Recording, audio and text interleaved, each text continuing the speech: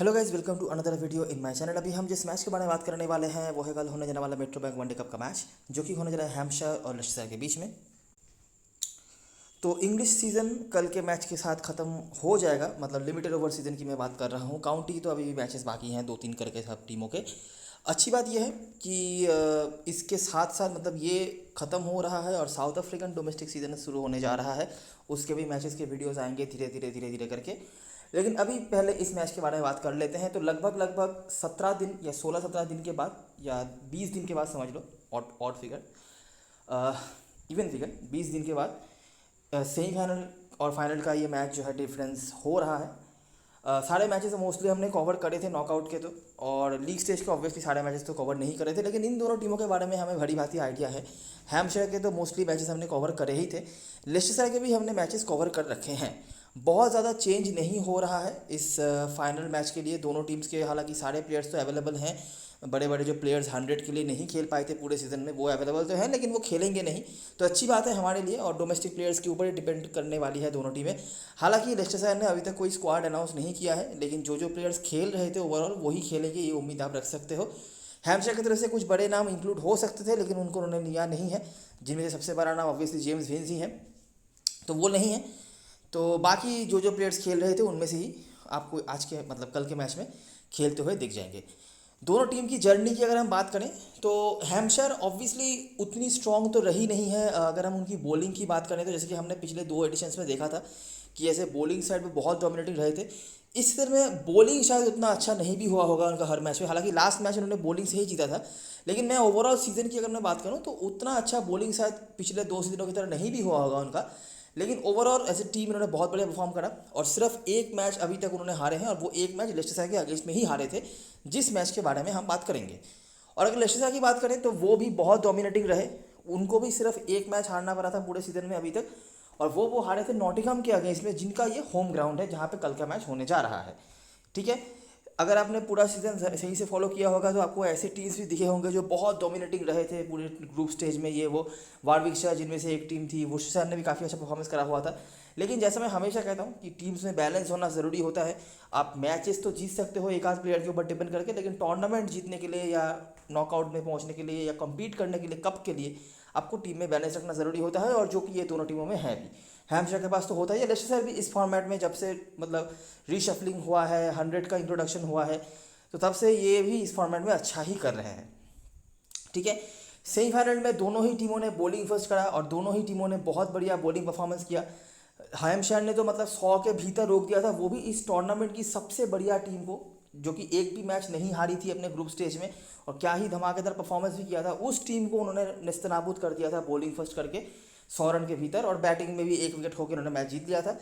और लेस्टर की बात करें तो उन्होंने ग्लॉस्टर को हराया था, वहाँ पे भी 120-25 के भीतर उन्होंने निपटा दिया था सामने वाली टीम को और चेस कर लिया था।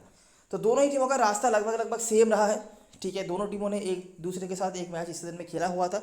ऑब्वियसली वो मैच भी हमने कवर करा था जहाँ पे हैम्पशायर की टीम हारी थी।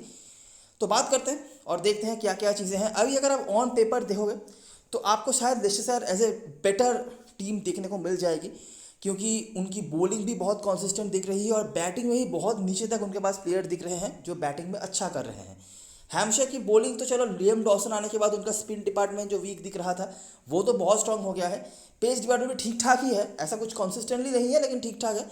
लेकिन बैटिंग में कहीं ना कहीं उनके लिए प्रॉब्लम्स हैं। लियम डॉसन आने के बाद वो बैटिंग बॉलिंग हर तरफ से वो कर रहे हैं, लेकिन बैटिंग में कंसिस्टेंसी कम नज़र आ रही है, और डेप्थ की जो बात हम कर रहे थे लेस्टर की तरफ से वो अभी तक हमें कम दिखी है। लेकिन जैसे मैंने पहले भी बता के रखा हुआ है कि पूरे सीजन में क्या हुआ होगा या सेमीफाइनल तक भी क्या हुआ होगा वो कोई मैटर नहीं करता। ये नॉकआउट मैच है और फाइनल मैच है, यहाँ पे जो भी टीम या जो भी प्लेयर्स अच्छा करेंगे वही टीम जीतेगी। पहले आपने क्या किया क्या नहीं किया कोई फ़र्क नहीं पड़ता। ठीक है, तो स्टार्ट करते हैं। हमारे लिए इस मैच में सबसे बड़ा प्रॉब्लम जो होने वाला है वो है ग्राउंड को लेकर। हेड टू हेड में भी सिर्फ इस सीजन का जो मैच है वही आपके लिए रिलेवेंट होगा। उसके पहले अगर हम देखेंगे मतलब सेकेंड लास्ट मैच जो है वो 2014 का है, तो ऑब्वियसली कोई फ़ायदा नहीं है उस मैच के बारे में बात करने का। और ग्राउंड में भी हमारे पास ज़्यादा इन्फॉर्मेशन नहीं होंगे। क्यों नहीं होंगे? क्योंकि इस ग्राउंड पर लीग स्टेज के मैचेस नहीं होते हैं। ठीक है, हर सीज़न में एक मैच अरेंज किया जाता है। नॉटिंघम का होम ग्राउंड है तो उनको वो मिलता है। इस सीज़न में वो भी नहीं हुआ था, बारिश की वजह से वो वहाँ पर मैच नहीं हो पाया था, या किसी रीज़न की वजह से मैच नहीं हो पाया, बारिश ही होगा शायद।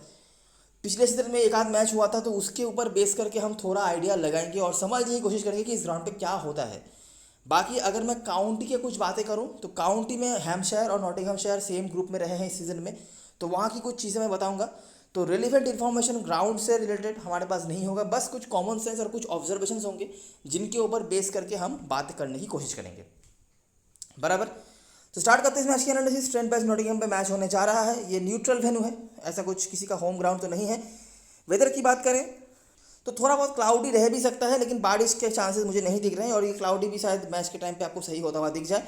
आखिरी 5 मैचों में लेस्टर शायद 3-1 से आगे हैं, जिनमें से एक ही मैच रिलेवेंट होगा जहाँ पे आपको लेस्टर शायद ऑब्वियसली इस सीजन का जो मैच था वो आपको लेस्टर शायद जीतती हुई दिखेगी। जो मैच था ये साउथहैम्पटन में हुआ था, और इस दिन का मैच है ये। हैम्पशायर ने पहले बल्लेबाजी करके 296 का स्कोर खड़ा किया था। मिडिल्टन जिन्होंने इस सीजन में काफ़ी बढ़िया बल्लेबाजी करी है, और साउथहैम्पटन के हर मैच पे उन्होंने रन बनाया है मिनिमम 30+, ठीक है, ये हमने ऑब्जर्व करा था। इवन लास्ट मैच में तो उन्होंने साउथहैम्पटन के बाहर भी रन बनाया है, तो काफ़ी डिपेंडेबल बैट्समैन के तौर पे इस सीजन में उभर के आए हैं। गबिन्स जिनकी बॉलिंग भी काम पे आई है। प्रेस्ट सीजन का शुरुआत उतना स्ट्रॉन्ग नहीं था, लेकिन जैसे जैसे सीजन आगे बढ़ता गया है वो अच्छा दिखे हैं, और लास्ट मैच में भी उन्होंने अच्छी बल्लेबाजी करी और मैच को जितवाया था उन्होंने। हालांकि कुछ ऐसा बहुत बड़ा रोल तो नहीं था, लेकिन जितना भी बैटिंग मिला उन्होंने अच्छा करा। बॉलिंग पे हमें जो प्लेयर्स देखने मिले थे वो थे हल, एकरमैन मोस्टली अवेलेबल होंगे। क्रिस राइट जो अभी इस सीजन में भी धमाकेदार बॉलिंग कराई है, लास्ट मैच में भी सेमीफाइनल में उन्होंने बहुत बढ़िया बॉलिंग कराई थी। आगे इनके बारे में और भी बातें करने हैं हमें। और मुल्डर और रामजी जो कि अवेलेबल नहीं है स्क्वाड में, इनका परफॉर्मेंस है। मुल्डर थोड़ा सा लड़खड़ा रहे थे सीजन के शुरुआत से, कभी बैटिंग अच्छी हो रही है, कभी बॉलिंग अच्छी हो रही है। मतलब पिछले सीजन में जैसे कि ओवर पावर परफॉर्मेंस था उनका, वो इस सीजन में थोड़ा सा इनकन्सिस्टेंटली हो रहा था, लेकिन लास्ट कुछ मैचेस में उनके भी मोमेंटम वापस आ गए और वो भी बहुत बढ़िया कर रहे हैं। लेस्टर ने यहाँ पर मैच जीत लिया था, और जैसे मैंने पहले ही बताया कि ऐसे बॉलिंग साइड जो डोमिनेटिंग हुआ करती थी हैम्पशायर, वो अभी इस सीजन में नहीं दिखा है। तो उसका एग्जांपल ये है जहाँ पे 48 ओवर में जाके 298 बना दिया लेस्टर ने, वो भी 6 विकेट खो के सिर्फ। जहाँ पे आपको ये कुछ प्लेयर्स जिनमें से बाडिंजर, हिल, एकरमैन, किम्बर, ये परफॉर्मर्स आपको देखने मिल जाते हैं। और बॉलरों में से हॉलैंड जो कल के मैच में रिप्लेस्ड हो भी सकते हैं, थोड़े बहुत चांसेस हैं, नहीं तो खेल भी सकते हैं, देखना पड़ेगा क्या होता है, क्योंकि जेम्स फुलर को लिया है टीम ने स्क्वाड में, तो देखना पड़ेगा क्या होता है। बाकी बारकर, एडी जैक, क्रेन और गबिन्स के भी यहाँ पर विकेट्स रहे हैं, ठीक है। तो अगर मैं बॉलिंग की भी बात करूँ तो भी आपको लेस्टर यहाँ पर अच्छा करती हुई दिखेगी। 10 विकेट उन्होंने निकाले थे, रन चले अच्छा बना दिया था हैम्पशायर ने, लेकिन 10 विकेट तो निकाले, तो बॉलर्स के पॉइंट तो आपको मिल गए। और बैटिंग से भी यहाँ पर मेजर परफॉर्मेंस जो है एकरमैन, बाडिंजर, हिल, इन्होंने अच्छा परफॉर्मेंस करा था। एकरमैन इस सीजन में ऑब्वियसली हाईएस्ट पॉइंट स्कोर रहे होंगे अगर हम फैंटेसी की बात करें, 93 रन और 2 विकेट्स। और हल उसके बाद रहे होंगे 4 विकेट्स उनके खाते में था। इसके अलावा मिडिल्टन, गबिन्स ने भी विकेट्स लिए, रन बनाए। प्रेस्ट, ये कुछ मेजर परफॉर्मेंस रहे हैं। देखो इसके अलावा और कुछ मैच हमारे पास नहीं है। हम डायरेक्टली आ जाएंगे यहाँ पे प्लेइंग 11 की तरफ बात करने के लिए, क्योंकि और कुछ भी हमारे पास नहीं है, ना तो ग्राउंड का इन्फॉर्मेशन है, ना तो कुछ हेड टू हेड का है, कुछ भी नहीं है। और यहाँ पे कुछ चीज़ें होंगी जो मैं आपको बताऊँगा, ध्यान से सुनते रहना। इसके पहले मैं ग्राउंड में कुछ जो चीज़ें हमें देखने मिले हैं काउंटी मैचेस में, उसके बारे में बात करूँ। मैं बता दूं कि ये दोनों ही टीमें, ये जो बीच का गैप था यहाँ पे काउंटी मैचेस खेली है, तो उस मैचेस में क्या क्या हुआ और कौन कौन से प्लेयर हमें फॉर्म पे दिखे, उनके बारे में हम बातें कर लेते हैं। हैम्पशायर ने खेला था 1 मैच इस बीच, और लेस्टर ने खेला था 2 मैच। हैम्पशायर की तरफ से जो मेजर परफॉर्मर आपको देखने मिले थे वो थे लियम डॉसन, जो ऑटोमेटिकली कल के मैच में परसेंटेज कैप्टन या वाइस कैप्टन में से कुछ तो होंगे। डॉसन और मुल्डर को लोग कैप्टन वाइस कैप्टन बनाएंगे, ये अभी अगर आप टीम नहीं भी बनाने जाओगे तब भी आपको पता है, ठीक है। डॉसन धमाकेदार परफॉर्मेंस करके आए हैं, बैटिंग से भी बॉलिंग से भी, और कीथ बारकर, इन दोनों ने रिसेंट सेमीफाइनल मैच में धमाकेदार परफॉर्मेंस करा था। इन दोनों ने काफ़ी अच्छा परफॉर्मेंस करा था काउंटी में। इसके अलावा हमें थोड़े बहुत गबिन्स के स्कोर देखने मिले हैं, थोड़ा हॉलैंड का कुछ परफॉर्मेंस मेरे ख्याल से देखने मिला था, बाकी ऐसा कुछ खास नहीं। और मिडिल्टन ने थोड़ा बहुत रन बनाया था, ठीक है। तो जो प्लेयर्स ऑलरेडी आपकी टीम में होंगे वही थे, खास कुछ नहीं बताने लायक है। ग्राउंड में इस सीजन में एक मैच खेला है हैम्पशायर की टीम ने नॉटिंघमशायर के अगेंस्ट में। अभी क्या प्रॉब्लम है, देखो पिछले सीजन में नॉटिंघमशायर थी डिवीजन 2 में, काउंटी में, ठीक है। पता ही होगा आपको, काउंटी में भी 2 डिवीजन होते हैं। हैम्पशायर थी डिवीजन 1 में, और लेस्टर भी थी डिवीजन 1 में, ठीक है। इस सीजन में लेस्टर चली गई डिवीजन 2 में, और नॉटिंघमशायर आ गई डिवीजन 1 में। मतलब लेस्टर के साथ नॉटिंघमशायर का कोई मैच हुआ ही नहीं है, अगर हम आखिरी 2-3 सीजन जहाँ पे रेलिवेंट इन्फॉर्मेशन आपको मिलेगा उसकी हम बात करें तो, ठीक है। तो ग्राउंड के बारे में अगर मैं थोड़ा बहुत आपको बताऊं कि ग्राउंड में कौन कौन से परफॉर्मर्स आए हैं, तो मैं फिर से रिमाइंड करवा दूं कि आपको जो इस मतलब बीच में जो मैच हुआ था वहाँ पे जो मेजर परफॉर्मर्स अपने को देखने मिले थे वो थे मिडिल्टन, गबिन्स, डॉसन और हॉलैंड। ठीक है। और ग्राउंड में जो प्लेयर्स जो लास्ट टाइम इस ग्राउंड पे खेली होगी हैम्पशायर किसी भी फॉर्मेट में, जो कि ऑब्वियसली काउंटी फॉर्मेट ही था, बहुत रेलिवेंट नहीं भी हो सकता है ये बात यहाँ रखना, लेकिन जो भी है जितना भी है मैं वो बताने की कोशिश कर रहा हूँ। वहाँ पे भी आपको गबिन्स देखने मिल जाएंगे, गबिन्स, हॉलैंड, डॉसन, और इसके साथ आपको जो इसको ऐड करना है वो है फुलर। तो ये 4-5 प्लेयर्स या तो रिसेंट मैच में या तो इस ग्राउंड में जो मैच हैम्पशायर ने खेला है वहाँ पे हमें परफॉर्म करते हुए पाए गए हैं। इनमें से दो तीन प्लेयर्स तो कॉमन भी हैं। ठीक है। इसके अलावा हमारे पास कोई इंफॉर्मेशन नहीं है। ठीक है। क्योंकि देखो लिमिटेड ओवर में तो इन्होंने खेला नहीं है इस ग्राउंड पे, काउंटी में जो इस दिन में खेला है वही मैं बता सकता हूँ, तो वो मैंने आपको बता दिया। ठीक है। तो ऑब्वियसली देखो डॉसन तो एनीवेज आपकी टीम में थे। हॉलैंड, मुझे ऐसा लग रहा है कि हॉलैंड और फुलर शायद आपके टीम में दोनों एक साथ खेलते हुए ना दिख जाएं। अगर दोनों एक साथ खेलते हैं तो इन दोनों का भी इंपॉर्टेंस काफ़ी होगा। हॉलैंड को तो वैसे भी लोग ले रहे हैं, फुलर भी मेरे लिए अब मेरे ख्याल से आपको लेना चाहिए। उसके बाद गबिन्स। ठीक है। तो अगर हॉलैंड और फुलर एक साथ खेल रहे हैं तो 4 प्लेयर्स यही भी आपके लिए हो गए। ठीक है। हॉलैंड, फुलर, डॉसन और गबिन्स। और अगर दोनों में से कोई एक खेल रहा है तो 3 प्लेयर्स आपको यहाँ से मिल गए। चौथा प्लेयर आपको जो लेना है बारकर, स्पेशली बॉलिंग फर्स्ट में अभी तक जो 2 बार उन्होंने मेजर परफॉर्मेंस किया है विद द बॉल, वो बॉलिंग फर्स्ट में ही किया है। और बैटिंग से आपके पास जो ऑप्शन होता है वो है मिडिल्टन का। ठीक है। तो ये 5-6 प्लेयर्स हैं जिनमें से आपको अपना 4 प्लेयर्स के कोर बनाना है। मैंने मेरा शॉर्ट लिस्ट बता दिया। अगर हॉलैंड और फुलर एक साथ खेलते हैं तब तो आपके लिए अच्छी बात है, आपके लिए ईजी हो जाएगा सिलेक्शन करना। और अगर दोनों एक साथ नहीं भी खेलते हैं तब भी बॉलिंग से बारकर और बैटिंग से मिडिल्टन, ये आपके लिए ऑप्शन हैं। इसके साथ आप जिन प्लेयर्स को ऐड कर सकते हो, प्रेस्ट एक ऑप्शन है। बॉलिंग की उम्मीद मैं नहीं रख रहा, लेकिन अगर ज़रूरत पड़े तो वो करा सकते हैं। उसके बाद नीचे आओगे तो आपको यहाँ पे मेसन क्रेन मिल जाएंगे। मेसन क्रेन की बॉलिंग यहाँ पे काम पे आनी चाहिए। नॉटिंघमशायर पे जनरली लेग स्पिनर्स अच्छा करते हैं, हमने पास्ट में कैल्विन हैरिसन को यहाँ पे बहुत अच्छा करते हुए देखा है। तो मेसन क्रेन आपके लिए काफ़ी बड़े पंट हो सकते हैं। कुछ लोग शायद इनको ले भी टीम में, कुछ लोग नहीं भी ले, लेकिन ये आपके लिए पंट बन सकते हैं, स्पेशली बॉलिंग सेकंड में। मेसन क्रेन, ब्रैडविल दोनों ही अच्छे पंट बन सकते हैं बॉलिंग सेकंड में, लेकिन मेरा वोट थोड़ा ज़्यादा मेसन क्रेन की तरफ होगा। ठीक है। तो ये है हैम्पशायर के प्लेयर्स का शॉर्ट लिस्ट। अभी अगर हम बात करें लेस्टरशायर की तरफ से, तो 2 जो काउंटी के मैच हुए थे, एक में लेस्टरशायर जीती थी, एक में वो हारे थे। जो चीज़ हमें देखने मिली कि Leicestershire as a batting side उतना अच्छा नहीं कर पाई थी। ठीक है। सिर्फ एक ही प्लेयर थे जिन्होंने दोनों ही मैच पे अच्छा परफॉर्मेंस करा था, वो थे कॉलिन एकरमैन, और बॉलिंग से भी मेरे ख्याल से 1 आध विकेट उन्होंने निकाला। लेकिन सबसे बढ़िया परफॉर्मर जो इन दोनों काउंटी मैच से निकल के आए थे वो थे Tom Scriven, specially with the ball, batting से भी इन्होंने कंट्रीब्यूट करा था। इन दोनों प्लेयर्स के अलावा एक इनिंग्स में 2 मैच के जो 4 इनिंग्स होते हैं, उन 4 में से एक इनिंग्स में ऋषि पटेल ने और एक इनिंग्स में लुइस हिल ने थोड़ा बहुत परफॉर्म करा था।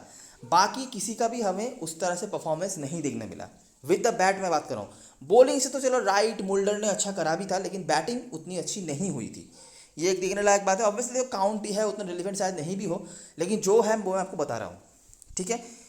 तो हमारे लिए एकरमैन, मुल्डर तो चलो है ही, उनके बारे में बताने की ज़रूरत नहीं है, और स्क्रिवन और यहाँ से क्रिस राइट, ये 4 आपके लिए शॉर्ट लिस्ट में आ गए।